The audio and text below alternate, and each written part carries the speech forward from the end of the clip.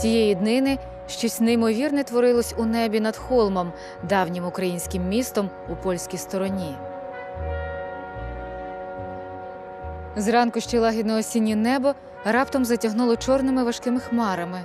Налетів шквальний вітер і почав рвати з дерев листя, крутити і жбурляти їх у вікна й двері домівок.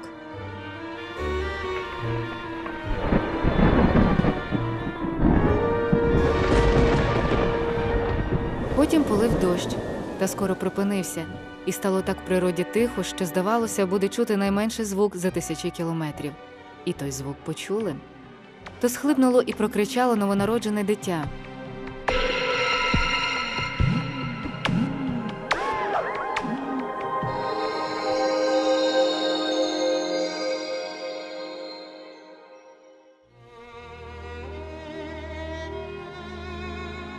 – 17 вересня 1866 року.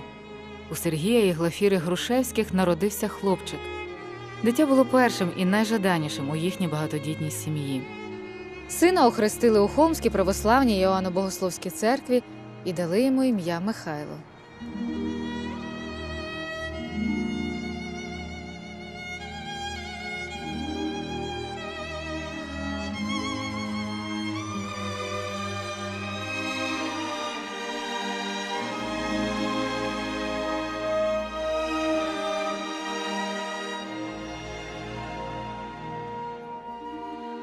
Батько маленького Михайла, Сергій Грушевський, педагог-славіст, у той час викладав у провінції, що називалася Царство Польське, в російсько-греко-уніатській гімназії.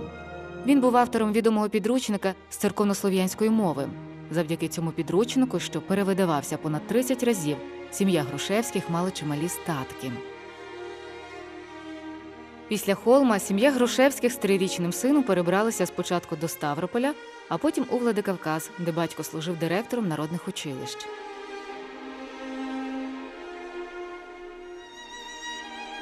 Початкову освіту Михайло отримав вдома. Він був вразливим хлопцем, ріс в атмосфері родинного пієтизму, несміливим, непевним себе. Рано набравши охоти до читання, позбавлений дитячого товариства, відірваний від гурту, я виростав серед мрій і фантазій, замкненим у собі відлюдьком.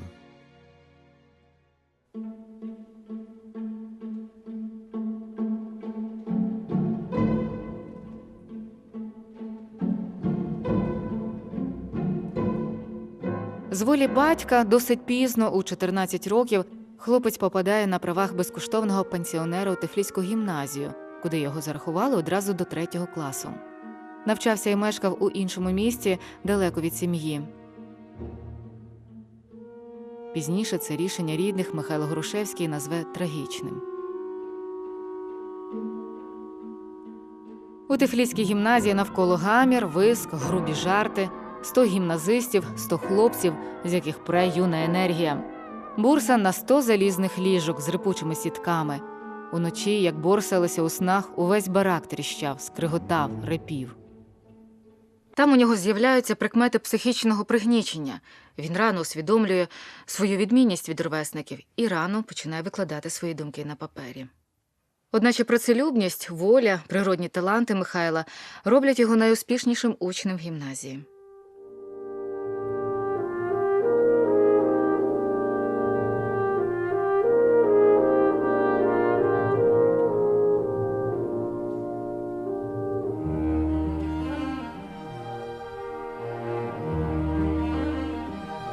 Якось восени юний гімназист Михайло Грушевський разом з товаришами відвідав у Тифліській опері виставу «Кармен».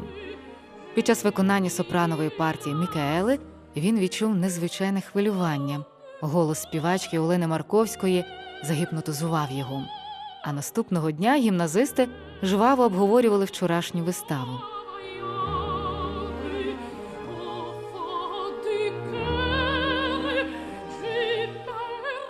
Після цього в гімназії традиційно влаштовували концерт. І Михайлові, як найкращому учневі, доручили запросити пану Марковську на цей концерт. Подарувати букет, спілкуватися з нею і усюди супроводжувати співачку. Грушевський не чув під собою ніг. Він кинувся негайно виконувати рішення гімназійного комітету.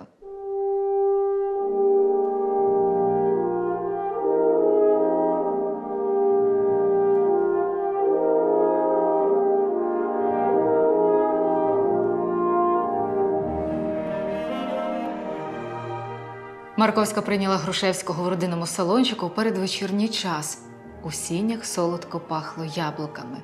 Гарна шатенка українського типу та ще й з карими очима. Розмова відбувалася легко і невимушено. У житті голос Олени хоч і відрізнявся від оперового, але був не менш милим і чарівливим.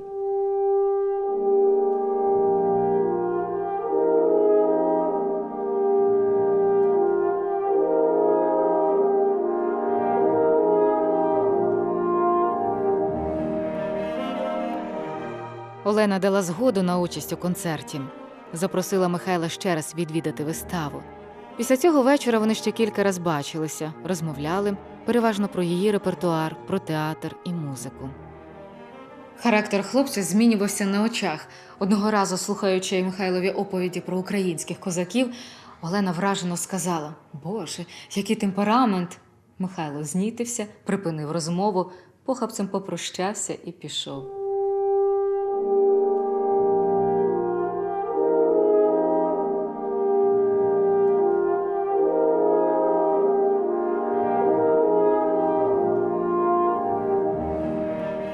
Невдовзі оперний сезон закінчився, і вона поїхала.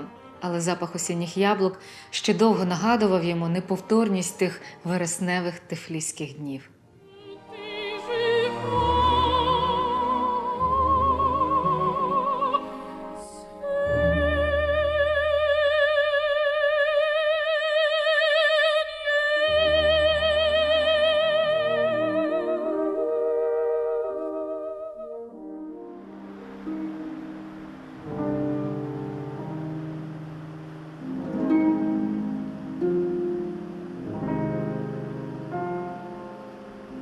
Під час навчання юний Грушевський із захопленням читає твори Костомарова, Куліша, Максимовича, які йому діставав батько.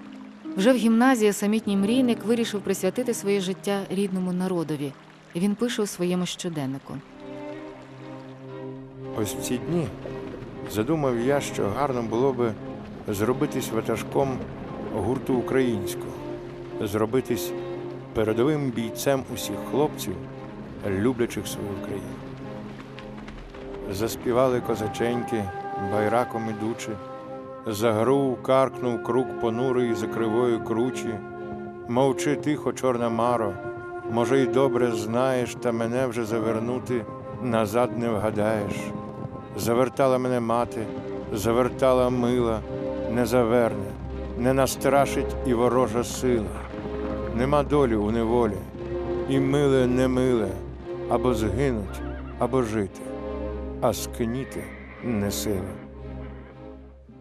Одного разу Михайло наважився надіслати свої перші оповідання письменникові Нечую Левицькому зі словами: «Я школяр, гімназиста Тифліський.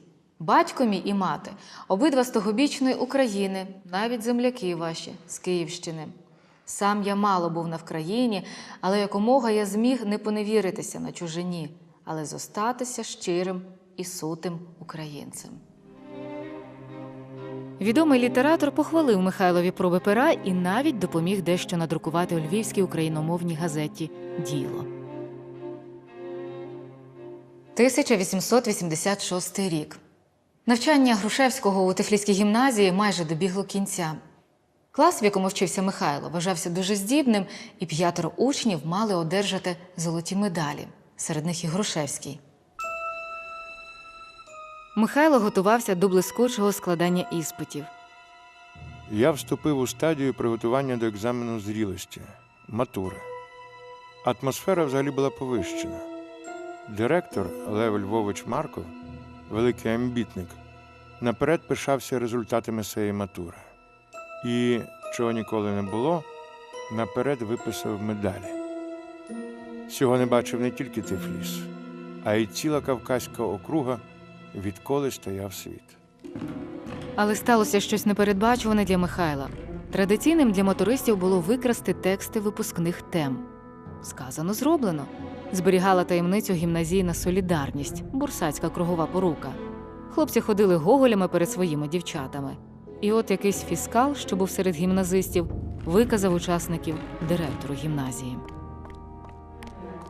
Ганьба, катастрофа, моральне падіння. Дісталося і Грушевському. Скандал докотився до царського намісника на Кавказі Дундукова-Курсакова.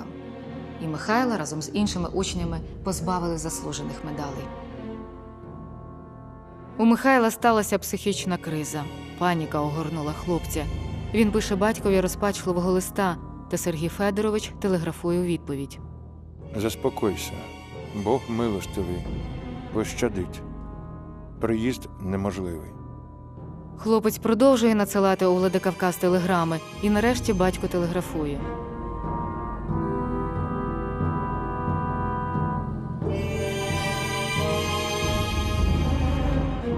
Прошу відпустки, приїду, заспокойся. Зрештою, Михайло склав випускні іспити успішно. І хоча в атестаті були лише відмінні оцінки при відмінній поведінці, стіни Тифліської гімназії юнак залишив з відчуттям великого розчарування. От куди заводить амбіція. До біса всі чистолюбні плани. До ката літературу, до ката писання. Ніякої нагороди за це. Привчати себе до ганьби і поневірки. Однак Михайлові не бракувало наполегливості, і він того ж року звертається листом до ректора університету Святого Володимира, що в Києві, з проханням прийняти його на історичне відділення історико-філологічного факультету. Перед від'їздом до Києва батько, наполоханий чутками про часті студентські заворушення, взяв із сина слово не встрявати до політики. Михайло пообіцяв. Наприкінці 19 століття Російська імперія свідомо применшувала значення давньої столиці Київської Русі і вже не одне століття принижувала її історію, культуру і українську мову. До Києва ставилися як до провінції, а Україну називали не інакше як Малоросією. Багато обдарованих людей змушені були виїжджати з Києва, щоб здобути освіту у Петербурзі, щоб зробити кар'єру в Москві, щоб прислужитися своїми талантами російському світу. Проте Грушевський обрав стародавній Київ. І от нарешті мрія збулася. Михайло Грушевський став студентом Київського університету Святого Володимира.